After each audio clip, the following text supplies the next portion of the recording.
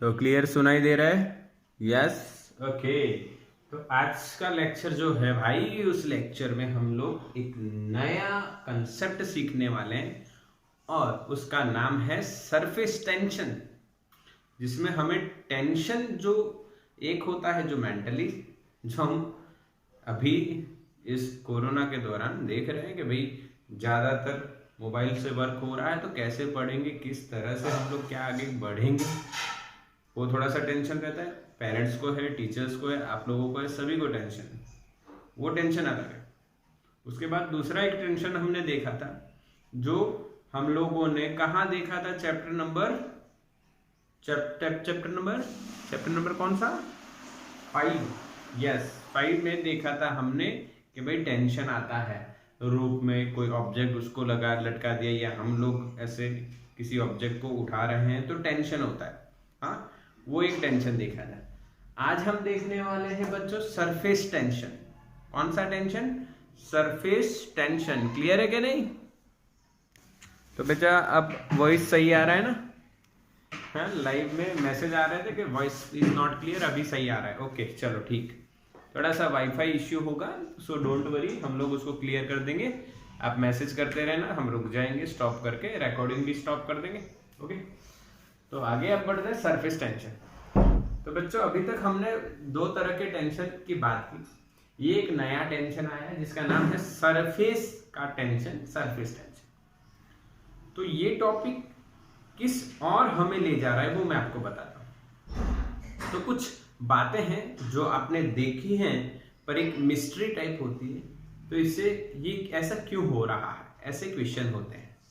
तो पहला क्वेश्चन ये है, ऑयल और पानी मिक्स नहीं होते। आगे ना, ऑयल के ऊपर पानी डालो तो पानी अलग दिखेगा, या पानी के ऊपर ऑयल डालो तो ऑयल अलग दिखेगा। ऑयल और पानी मिक्स नहीं होते। दूसरा, आपने 9th-10th में कहीं पे लैब में आपने देखा हो तो टीचर ने आपको मर्क्यूरी दिखाया होगा। तो मर्क्यूरी आप हाथ में लेते हो तो आपका हाथ गीला नहीं होता, और पानी हाथ में लोगे तो हाथ गीला हो जाएगा। ये बातें हमने महसूस की है। और ऐसा क्यों होता है, ये इसी टॉपिक से हम जान पाएंगे। फिर दूसरी एक इंटरेस्टिंग बात है कि ग्रेविटेशन के कारण हर चीज नीचे गिरती है, अर्थ के सरफेस की ओर गिरती है, अर्थ पे गिरती है हर चीज। बट जब हम दिया बाती की बात करें, तो दिया हमने बनाया, उसमें बाती लगाई और उसमें ऑयल डाला। अब बाती होती है ऊपर, तो उसमें ऑयल जो है ऊपर की ओर कैसे चढ़ता है? This is the question. और इस क्वेश्चन का आंसर मिलेगा सरफेस टेंशन से। समझ रहे हो कि नहीं? अच्छा, उसके बाद भी और कई बातें हैं। जैसे आपने पेंटिंग की हो, ठीक है, तो जो पेंटिंग या घर में कलर होता हो, तब जो ब्रश हो वो ऐसे, उसके जो ब्रशेस, जो इसके ये जो पार्ट है ऊपर वाला, पहले ऐसे दिखेगा आपको बिल्कुल। बट जब पानी में डालोगे तो ऐसे होके बाहर निकले। सेम हम लोग हेयर के साथ कर सकते हैं। अगर आपके हेयर लंबे हैं तो ऐसा हो सकता है कि आप देखोगे तो सिकुड़ जाते हैं। तो क्यों ऐसा हो रहा है? तो ये सारे क्वेश्चन, और एक और बढ़िया सी बात कर बताता हूँ आपको। जो ब्लेड आती है शेविंग करने के लिए, हम लोग जब ब्लेड यूज करते हैं, वो ब्लेड पानी पे से डालोगे तो डूबेगी नहीं। हालांकि वो इतनी एरिया में थोड़ी ज्यादा होती है, उसकी जगह अगर आपने कोई छोटा सा स्टोन डाला तो वो शायद डूब जाए।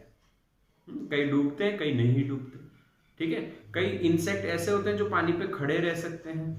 तो वो क्यों ऐसा हो रहा है? यस और नो, ये सारी बातें जानेंगे सरफेस टेंशन। तो बहुत इंटरेस्टिंग टॉपिक है, बहुत ही इंटरेस्टिंग टॉपिक है।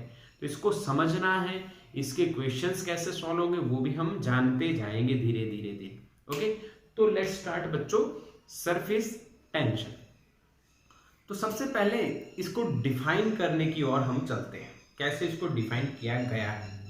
तो उससे पहले कुछ कंसेप्ट्स हैं, कुछ फोर्सेस हैं जो हमें समझने रहेंगे। तो हम लोग दो टाइप के फोर्स देखेंगे। First one is cohesive force. Second one is adhesive. cohesive and adhesive. There are two types of forces, cohesive and adhesive. What is cohesive means? When the force or attraction force exerted between particles, force between particles of same material is called cohesive force. समझ में आया? Cohesive का मतलब क्या? When the force exerted between the particles or molecules of same material, then the force is called cohesive. But if the force applied between, और जो force है वो पार्टिकल्स के बीच में ही लगेगा, पार्टिकल्स ऑफ सेम नहीं, डिफरेंट मटेरियल, तो उसको हम बोलेंगे एडहेसिव. ओके, क्लियर के नहीं? There are two types of forces, cohesive and adhesive. Same particle, same material के पार्टिकल के बीच में लगेंगे. तो मान लो ये हमने एक ग्लास का कंटेनर लिया है, उसमें हमने क्या डाल दिया है? वाटर. तो भाई यहां पे मैं लिखूंगा फोर्स बिटवीन वाटर मॉलिक्यूल्स. यहां पे दो टाइप के फोर्स आएंगे बच्चों. फोर्स लग रहा है between water molecules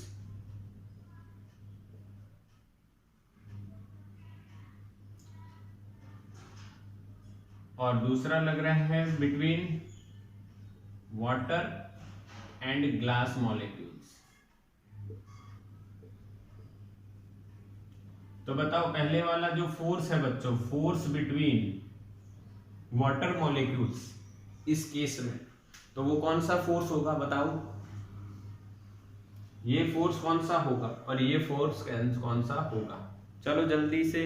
yes, blur हो रहा है, एक मिनट. तो बच्चों अब बिल्कुल क्लियर है? यस. अब बताओ आप मुझे कि वाटर मॉलिक्यूल्स जो हैं इस बीकर के और या इस कंटेनर के अंदर, उन वाटर मॉलिक्यूल्स के बीच में जो फोर्स लग रहा है वो कौन सा है? कोहेसिव या एडहेसिव? सिंपल लॉजिक है. Yes, right answer. ये हो जाएगा कोहेसिव और ये हो जाएगा adhesive. Cohesive and adhesive.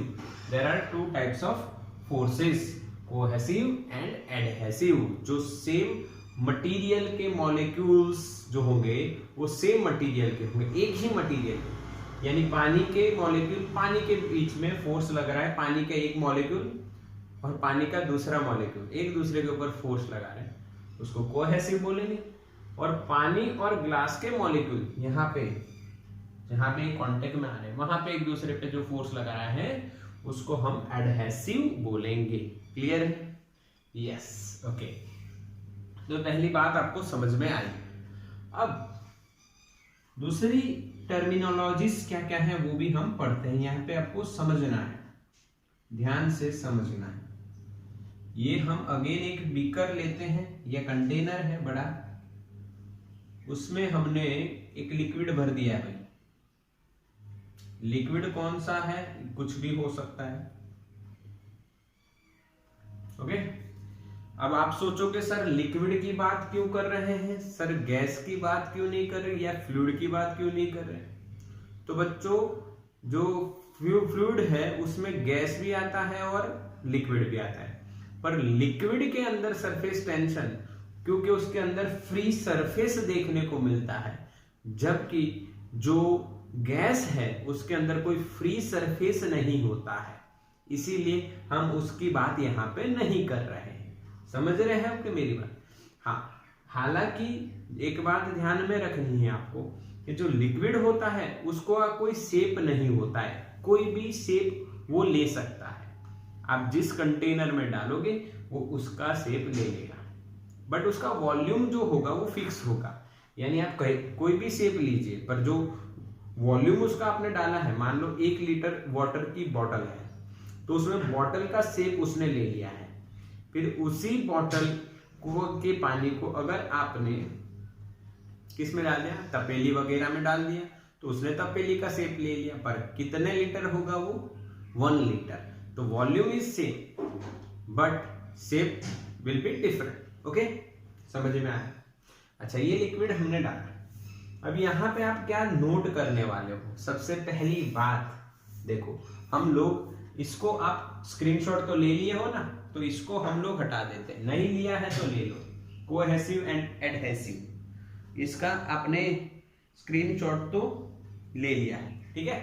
Okay, अब यानी मैं यहाँ पे कुछ टर्मिनोलॉजीज लिखवा रहा हूं जो आपको आगे समझनी है। ये ऐसा नहीं है कि जेई नीट में आएगा, कोई इसमें ऐसा कुछ नहीं आने वाला है, बट ये पहली टर्म हम यहाँ पे आपको समझा रहा हूं मैं। देखो कैसे, यहाँ पे मैंने एक मॉलिक्यूल सपोज कर लिया वाटर का या लिक्विड का P। अब ये मॉलिक्यूल अपने आसपास के जो मॉलिक्यूल हैं उस पे कौन सा फोर्स लगाएगा? कोहेसिव, और we can say intermolecular force. कौन सा? इंटर मॉलिक्यूलर फोर्स लगाएगा कि नहीं लगाएगा? यस। तो अब वो इंटर मॉलिक्यूलर फोर्स इस पे भी लगाएगा, इस पे भी लगाएगा, इस पे भी लगाएगा, आसपास के मॉलिक्यूल्स पे लगा रहा है। बट यहाँ पे एक मॉलिक्यूल है उस पे नहीं लगा रहा है। हाँ, यहाँ पे एक मॉलिक्यूल है उस पे नहीं लगा रहा है। तो यहाँ पे मैं लिख रहा हूं range of molecular action. Range of molecular action ये क्या है? तो इसको आप इस तरह से समझिए, ये मैं हूं और मैं मेरे आसपास बैठे हुए स्टूडेंट्स को मैं टच कर रहा हूं, ठीक है? या उनको, भाई क्यों होमवर्क नहीं किया ऐसे, ठीक है? तो भाई होमवर्क नहीं किया, तो यहाँ पे मैं इधर मेरे आसपास जितने मेरे हाथ की रेंज तक बैठे हैं उनको मैं टच कर पाऊंगा या उनको मैं पनिश कर पाऊंगा। बट जो मेरी रेंज से दूर हैं उनको मैं पनिश नहीं कर पाऊंगा, उन पे मैं फोर्स नहीं लगा पाऊंगा। समझ में आया? इसी तरह से हर मॉलिक्यूल की एक रेंज होती है जिसको हम क्या बोलते हैं? Range of molecular action. The maximum distance, क्या बोलेंगे इसको? The maximum distance up to विच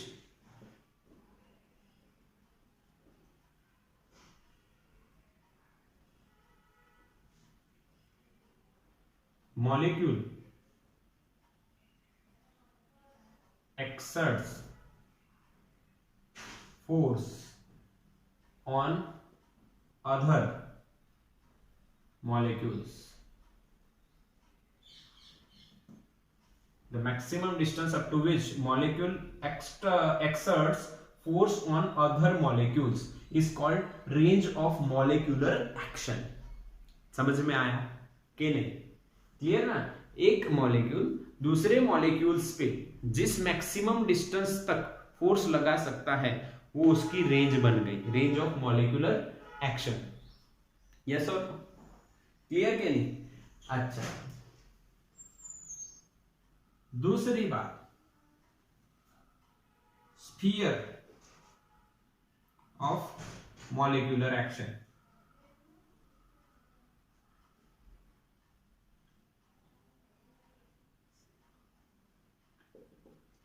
ये टर्मिनोलॉजी क्या है? अब देखो, स्फीयर का मतलब यहाँ पे स्फीयर बन रहा है कैसे? देखो, ये एक वॉल्यूम में पार्टिकल है, ये पार्टिकल इस साइड वाले ऊपर ऊपर सभी साइड में ये मॉलिक्यूलर रेंज, मान लो ये रेंज है वो R0 है, इस R0 डिस्टेंस तक ये पार्टिकल सभी पे फोर्स लगा पाएगा। Yes sir? तो पार्टिकल जो है उसको आप सेंटर लीजिए और रेंज ऑफ मॉलिक्यूलर एक्शन है उसको रेडियस लीजिए, और जो आप स्फीयर बनाओगे पार्टिकल के आसपास और मॉलिक्यूल के आसपास, वो स्फीयर को हम क्या बोलेंगे, स्फीयर ऑफ मॉलिक्यूलर एक्शन। समझ में आया? तो the sphere made by taking particle as a centre and range of molecular action as a radius is called sphere of molecular action. समझ में आया कि नहीं? मैसेज करो। समझ में आया कि नहीं? मैसेज करो। हाँ कि ना? यस और नो? अच्छा, ब्लर हो रहा है। ब्लर नहीं है बच्चों, सही नहीं है। ओके, समझ में आ गया। तो इसमें आपको जो मॉलिक्यूल है उसको सेंटर ले लो, और उसकी जो आर नॉट है इसको रेडियस ले लो, और उससे आप क्या बना दो, स्फीयर। वो स्फीयर क्या बन जाएगा, स्फीयर ऑफ मॉलिक्यूलर एक्शन। समझ में आया? यस और नो? क्लियर? बिल्कुल क्लियर है ना बच्चों? कोई डाउट नहीं ना? अगर डाउट हो तो बोल दो। क्यों? आगे की टर्म्स जो होंगी तो इतनी आप क्लियरली समझोगे तभी आपको जाके समझ में आएगी। ठीक है? Sphere of molecular action and range of molecular action. Now surface of the liquid, surface किसे कहते हैं? अच्छा, ये बात कहां से आई सर? सरफेस तो जो ऊपर होता है उसको कहते हैं, पर ऊपर होगा तो उसकी कुछ डेप्थ तो होगी ना भाई। यस और नो? तो the distance from the free surface up to which the molecule at the surface exerts force on the other molecules is called surface of that liquid।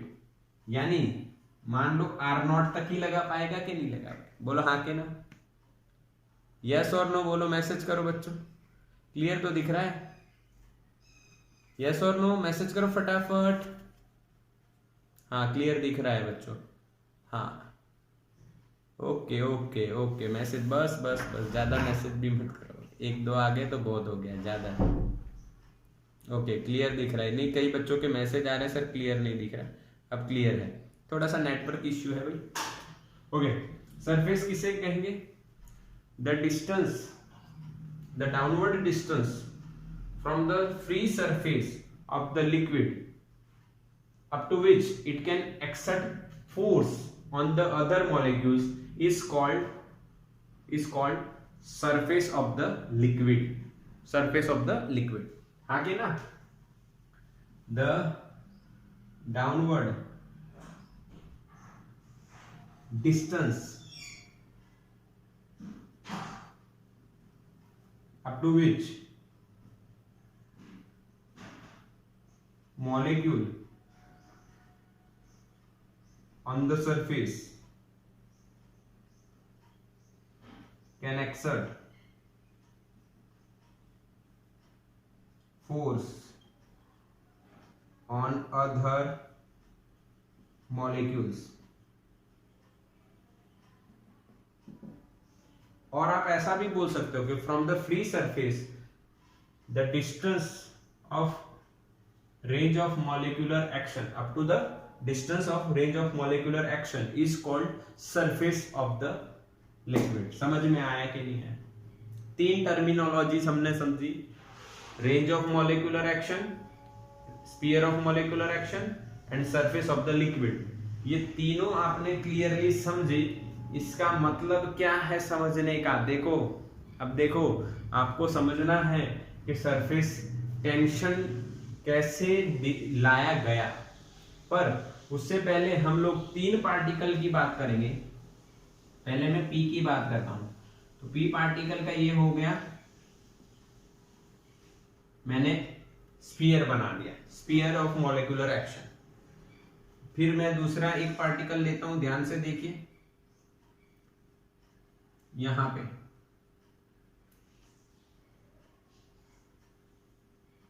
ये सरफेस है, सरफेस के अंदर में एक लेता हूं यहां पे, ठीक है,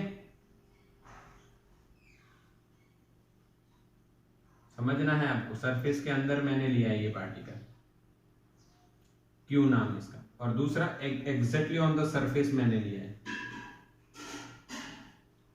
यार। 3 पार्टिकल हमने और 3 मॉलिक्यूल हमने लिक्विड के देखे, समझे कि पी, क्यू एंड आर, ठीक है। इसका एक बार स्क्रीनशॉट ले लो, ये डेफिनेशंस और ये जो कंसेप्ट है ये अब मुझे हटाना पड़ेगा बच्चों, इसका आप स्क्रीनशॉट ले लो बढ़िया से। ओके, डन, यस और नो, डन ना। यहां पे इसका हम लोग थोड़ा सा डेटा लिखने वाले हैं, यस। अब देखो क्या हो रहा है, अगर आप बात करो तो P जो मॉलिक्यूल आप देख रहे हो वो उसका जो मॉलिक्यूलर एक्शन का जो स्फीयर है वो पूरा स्फीयर है, उसके अंदर क्या है, तो क्या उसके अंदर वाटर मॉलिक्यूल्स ही हैं या लिक्विड के ही मॉलिक्यूल्स हैं, तो वो सारे मॉलिक्यूल इसको खींचेंगे, ठीक है, यस और नो। यानी मैं अगर P की बात बताऊं आपको, ये सपोज कर लो P, तो उसके आसपास सभी डायरेक्शन वाले मॉलिक्यूल्स हैं जो इसको खींच रहे हैं और सभी वाटर के ही हैं, तो ये P जो है ये इक्विलिब्रियम में होगा। क्यों भाई, क्यों भाई P इक्विलिब्रियम में है? क्योंकि आसपास सारे उसके क्या है, वाटर के मॉलिक्यूल हैं। अब देखो दूसरी बात समझते हैं, दूसरी बात समझते हैं, ध्यान से समझना है बच्चों।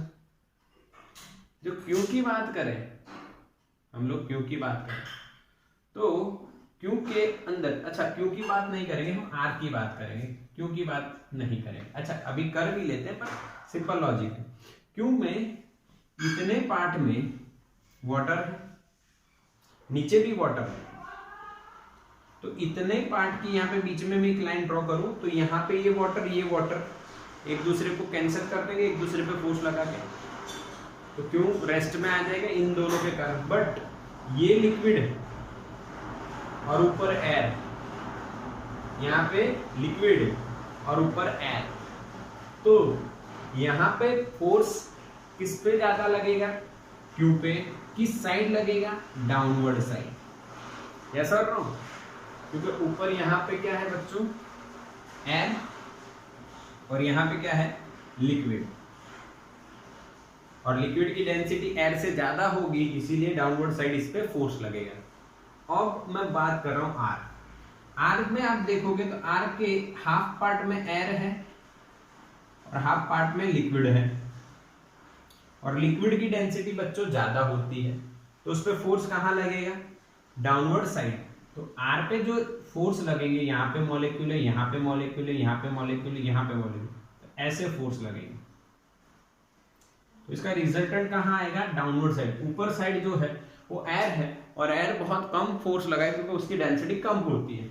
यानी यहाँ पे हम लोग क्या सीख रहे हैं कि जो सरफेस होता है, जो सरफेस होता है, उस सरफेस के अंदर जितने भी पार्टिकल्स हैं उन सभी पार्टिकल्स पे जो रिजल्टेंट फोर्स लग रहा है वो किस साइड लग रहा है, डाउनवर्ड साइड। क्यों, उसका रीजन आपने समझा, क्योंकि उसके एक साइड पे एयर आ जाती है और बाकी लिक्विड का साइड रहता है, और लिक्विड का साइड होता है उसका फोर्स एयर के साइड से ज्यादा रहेगा, क्योंकि cohesive force is greater than adhesive force here, because air की डेंसिटी लिक्विड की डेंसिटी से कम रहती है, इसीलिए ये ऐसा हो जाता है ये सारे पार्टिकल्स के अंदर।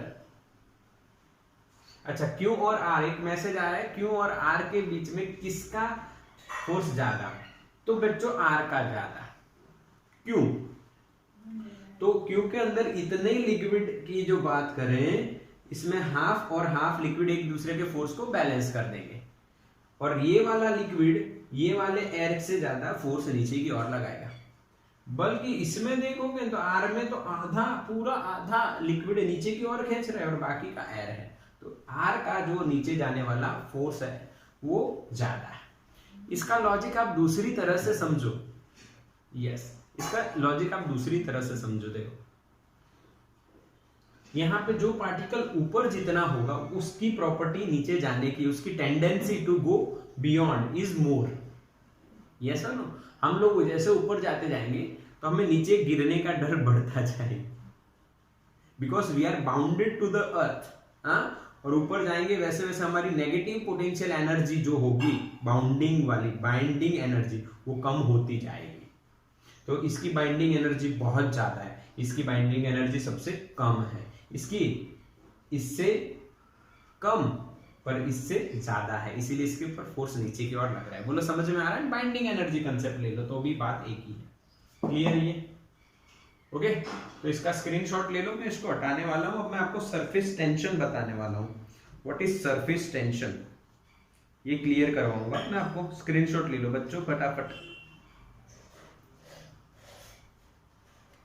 यस और नो? डन? जल्दी हो गया? ओके, तो अब हम बात करने वाले हैं डेफिनेशन ऑफ सरफेस टेंशन।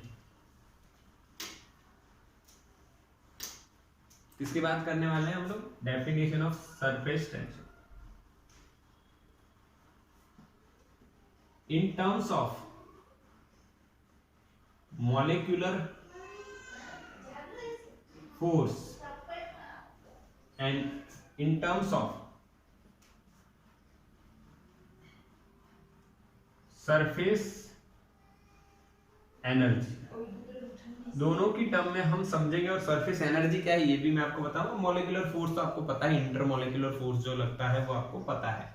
ठीक बच्चे, हाँ कि ना? क्या मेरी बात समझ रहे हो? यस और नो? आगे ना? Yes. Inter molecular force in terms of molecular intermolecular force, और आप समझ सकते हो, और इन टर्म्स ऑफ सरफेस एनर्जी। पहले यहां पे बात करते हैं, देखो समझना है। ये हमने बच्चों एक लिक्विड यहां पे भर दिया, ठीक है? और ध्यान से देखना है, ध्यान से देखना है।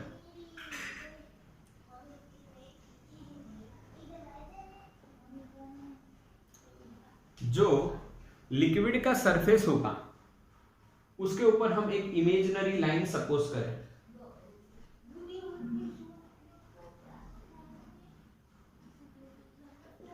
तो ये लाइन जब वो लिक्विड रेस्ट पे है तो क्या ये लाइन हिलती होती है कि रेस्ट पे रहेगी? बीच में एक लाइन सोचो, तो वो रेस्ट पे रहती है। यस और नो? यस, बिल्कुल। तो इस लाइन के इस साइड वाले मॉलिक्यूल दो लेते हैं, बहुत सारे होंगे, हम दो दो की बात कर लेते हैं। इस मॉलिक्यूल को ये मॉलिक्यूल अट्रैक्ट कर रहा है, इसको ये अट्रैक्ट कर रहा है, इसको ये वाला अट्रैक्ट कर रहा है, इसको ये वाला। यस और नो? हाँ कि ना? बोलो, मैसेज करो, समझ में आ रहा है? यस और नो? बिल्कुल क्लियर? हाँ, अगर किसी लिक्विड के सरफेस की आप बात कर रहे हो तो उस लिक्विड के सरफेस के ऊपर अगर हम एक इमेजिनरी लाइन सोचें तो उस लाइन, ये मान लो मैं लाइन हूं तो मैं रेस्ट पे हूं, तो इस साइड मुझे कोई फोर्स लग रहा होगा और इस साइड भी मुझे कोई फोर्स लग रहा होगा। यानी ये जो लाइन है इमेजिनरी, ये टेंशन के अंदर है, क्योंकि उसके एक साइड के मॉलिक्यूल दूसरे साइड के मॉलिक्यूल को अट्रैक्शन फोर्स लगा रहे हैं, इंटरमॉलिक्यूलर अट्रैक्शन फोर्स लगा रहे हैं। ओके, तो ये लाइन अंडर टेंशन है, बट वो इक्विलिब्रियम में है, वो इक्विलिब्रियम है। तो यहां पे बच्चों सरफेस टेंशन क्या लिखा जाएगा? ध्यान से देखो। अच्छा, सरफेस टेंशन को हम एस से भी डिनोट करते हैं और टी से भी डिनोट करते हैं। Surface tension S is equal to force per unit this line. Force, ये जो लाइन ली इसकी लेंथ है, उस लेंथ के एक यूनिट पार्ट पे कितना फोर्स लग रहा है, that force per unit length is called surface tension, और इसका यूनिट क्या होगा? न्यूटन पर मीटर। समझ में आया? यस और no? Force per unit length is called surface tension. If we suppose an imaginary line on the surface of the liquid, then molecules on the one side of the imaginary line attracts the molecules on the other side by a force is called surface tension. What is surface tension? This force per unit length is called surface tension. समझ में आया कि नहीं? बिल्कुल पक्का ना? हाँ, इसको सरफेस टेंशन. अब आपको सरफेस टेंशन का क्या इक्वेशन याद रखना है? S is equal to force upon length, force per unit length. Simple. अब देखो in terms of surface energy, अब यहां पे मैं आपको समझा रहा हूं, आपको समझना है कि सरफेस एनर्जी कैसे बनती है. तो जैसे हम इसमें लिक्विड डालेंगे तो वो लिक्विड ऊपर आता है, मॉलिक्यूल्स ऊपर आते हैं. तो ये एक मॉलिक्यूल आया, फिर दूसरा मॉलिक्यूल ऊपर आया यहां. तो यहां पे जो मॉलिक्यूल है उसकी बाइंडिंग एनर्जी जो होगी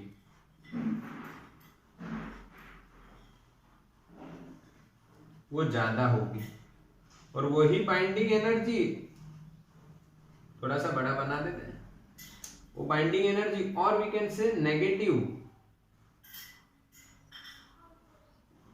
पोटेंशियल एनर्जी,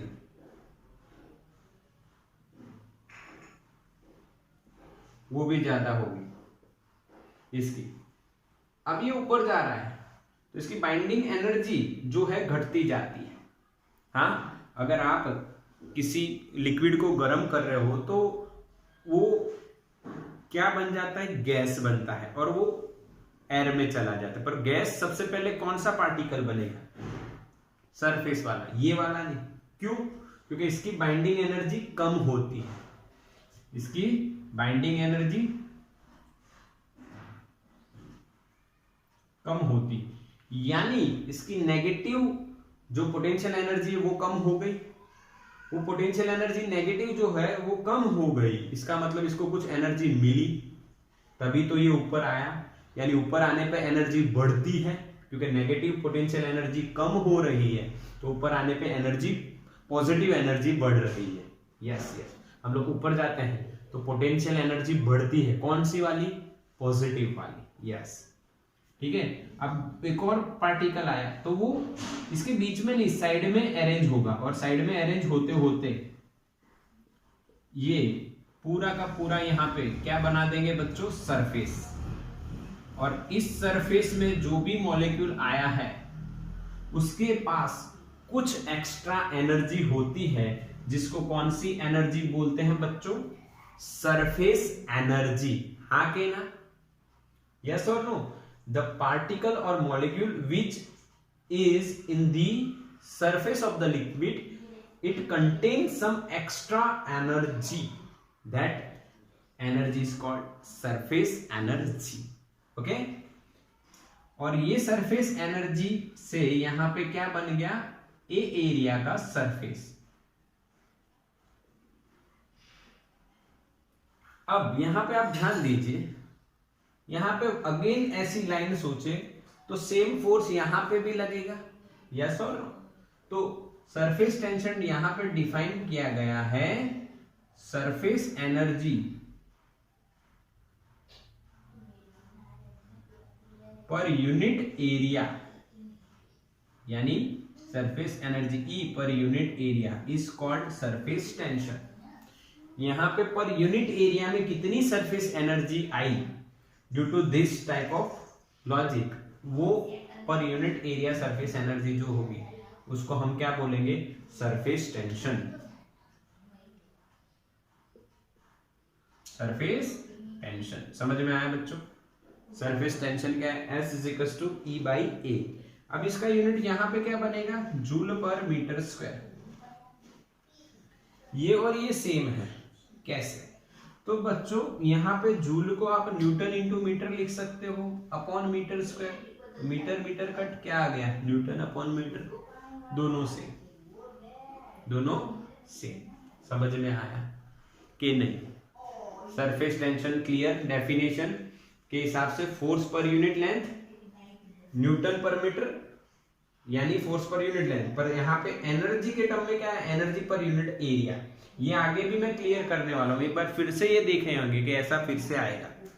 पर यहाँ पे इन टर्म्स ऑफ डेफिनेशन हम बात करें तो इस तरह से हम डिफाइन इसको करते हैं सरफेस टेंशन को. क्या याद रखेंगे बच्चों? फोर्स पर यूनिट लेंथ और surface energy per unit area. इसका स्क्रीनशॉट लो बच्चों। अब बच्चों स्क्रीनशॉट आपने ले लिया तो आपको सरफेस टेंशन डिफाइन करना आ गया बिल्कुल सही से। अब देखो मैं आपको एक और कंसेप्ट बताता हूं कि जब हम चाय की बात करें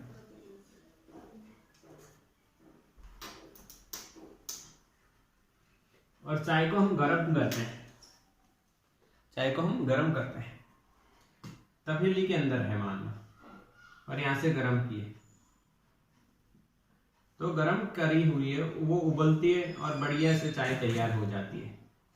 ठीक है, समझ रहे हो? ये मैंने उसका सरफेस ड्रॉ किया है। अब जैसे ही वो चाय ठंडी पड़ती है, थोड़ी देर उसको ठंडी होने दो, तो ऊपर क्या देखने को मिलेगा आपको? एक सरफेस देखने को मिलेगा, मलाई जिसे हम बोलते हैं, मलाई देखने को मिलेगी, क्योंकि ठंडी होने से इंटरमोलिक्यूलर फोर्स बढ़ गया है। तो अब देखो फील करना है कि आप चाय के मॉलिक्यूल हो, तो आपको यानी कंप्रेस हुए हो, देखा है वो एकदम ऐसे कंप्रेस हुआ हो ऐसा फील होता है, देखने पे ऐसे ही पता चलेगा कि वो कंप्रेस हो चुका है सरफेस। हाँ, मलाई बनती है तो वो ऐसी कंप्रेस हो गई है, इसका मतलब अंदर की ओर उसके ऊपर फोर्स लगा है, हाँ टेंशन लगा है, that is due to surface tension, that is due to surface tension. अब वो कैसे क्या हुआ, तो देखो यहां पे ये जो मान लो एल्यूमिनियम की है, ओके, तो यहां पे एल्यूमिनियम है और ये चाय है। मान लो चाय के अंदर तो आपको पता है ना दूध और पानी दोनों होते हैं, और फिर वो पूरा मिक्सचर होता है, उसमें चीनी होती है, चाय पत्ती होती है, ये सब होता है। तो वो जो लिक्विड बना उसके पार्टिकल्स जो होंगे, मॉलिक्यूल्स होंगे, उनके बीच का जो इंटरमोलिक्यूलर फोर्स है वो कोहेसिव हो जाएगा, और एल्यूमिनियम और उसके लिक्विड के बीच का फोर्स एडहेसिव हो जाएगा। तो वहां पे कोहेसिव फोर्स एडहेसिव से ज्यादा होगा, इसीलिए वो सरफेस टेंशन अंदर की ओर लग रहा है, और पूरा यहां से सरफेस इस तरह से आपको देखने को मिलेगा ऊपर। हाँ कि ना, ये मलाई ऊपर देखने को मिलती है। हाँ कि ना, समझ में आया कि टेम्परेचर घटने से सरफेस टेंशन बढ़ गया, ऐसा हुआ ना। अब उसको वापस से आप गर्म करोगे ना तो ये टुकड़े टुकड़े हो जाएंगे, इसके जो मलाई थी उसके टुकड़े टुकड़े हो जाएंगे, यानी उनके बीच का टेंशन घट गया। हाँ के ना, यस। तो ऐसा कह सकते हैं हम लोग, टेम्परेचर इंक्रीज होने से सरफेस टेंशन क्या होता है, डिक्रीज। रीजन इसका क्या होता है वो भी देख लो। टेम्परेचर बढ़ने से oscillation of the molecules of T increases, जिससे जो टेंशन सरफेस टेंशन बना हुआ है वो डिक्रीज हो जाता है, इसीलिए वो अलग अलग अलग होने लगते हैं। क्लियर? यानी यहां पे कंक्लूजन आप ऐसा भी कर सकते हो कि भाई surface tension depends on temperature, एक और बात मटीरियल, कौन सा मटेरियल है उस पर भी डिपेंड करता है। टेम्परेचर और कौन सा मटेरियल है उस पर भी डिपेंड करता है। अब ऐसा मैं क्यों कह रहा हूं कि मटेरियल है उस पर डिपेंड करेगा, वो आगे आप देखोगे कैसे। मैं अभी हिंट दे देता हूं। आप हथेली में, एक हथेली में पानी रखिए, दूसरी हथेली में मर्क्यूरी रखिए। हथेली हमारी जो है उसका जो मटेरियल वो तो दोनों साइड सेम है, पर इस साइड पानी मटेरियल है, इस साइड लिक्विड में कौन सा है भाई, मर्क्यूरी। अब आप दोनों को हटा दीजिए और फिर देखिए, तो आपका जो जिस हाथ में पानी था ना वो हाथ गीला हो जाएगा, और जिस हाथ में मर्क्यूरी था ना वो हाथ सूखा ही रहेगा। मर्क्यूरी से हाथ गीला नहीं होता है। तो मर्क्यूरी मटेरियल चेंज हुआ है, हालांकि वो हम लिक्विड बोलेंगे, दोनों लिक्विड थे, पर मर्क्यूरी से हाथ गीला नहीं होता और वाटर से हाथ गीला हो जाता है। इसीलिए हम कह सकते हैं surface tension depends on temperature as well as on material. ठीक है, वो आगे भी समझेंगे क्यों ऐसा होता है, पर अभी के लिए ये बात समझिए। अब सरफेस टेंशन की आपने क्या बात जान ली भाई, सरफेस टेंशन जो है उसका इक्वेशन क्या हुआ बच्चों, एक हुआ फोर्स पर यूनिट लेंथ, दूसरा हुआ surface energy per unit area. ठीक है। अब इसका यूनिट क्या हो गया, न्यूटन पर मीटर हो गया, और you can say joule per metre square. ये ऐसा यूनिट है। सीजीएस क्या हो गए, ये कौन से यूनिट है, एसआई वाले हैं ये दोनों। अब मैं सीजीएस वाले लिखना चाहूं तो यहां पे लिखोगे डाइन पर सेंटीमीटर और अर्ग पर सेंटीमीटर स्क्वायर। जूल का अर्ग होता है, मीटर का सेंटीमीटर होता है। अच्छा, इसका डायमेंशनल फॉर्मूला बनाओ तो कहीं आपने चैप्टर 2 में ये क्वांटिटी का डायमेंशनल फॉर्मूला सुना होगा, तब आपको नहीं आया होगा। अब ये क्वांटिटी पता चल चुकी है तो इसका डायमेंशन फॉर्मूला आप बना सकते हो। चलो तो बनाते हैं बच्चों। ऊपर आएगा फोर्स का, नीचे आएगा लेंथ का। फोर्स का डायमेंशनल फॉर्मूला आपको पता है, mLT 11 - 2 और लेंथ का L1। ये 0 हो गया तो आपका आंसर आएगा M1 L0 T - 2। This is the dimensional formula of surface tension, M1 L0 T - 2। इस तरह से आप बना सकते हो बच्चों, ये 2 है। क्लियर? तो क्या बच्चों, आज हमारा जो सरफेस टेंशन टॉपिक स्टार्ट हुआ उसमें हमने सरफेस टेंशन को डिफाइन किया, वो आपको बिल्कुल क्लियर हुआ ना? इसके इक्वेशंस एंड जो छोटे छोटे कंसेप्ट हैं वो कंसेप्ट बुक में और इक्वेशन बुक में आपको लिखने हैं। ओके, तो स्क्रीनशॉट ले लीजिए इसका।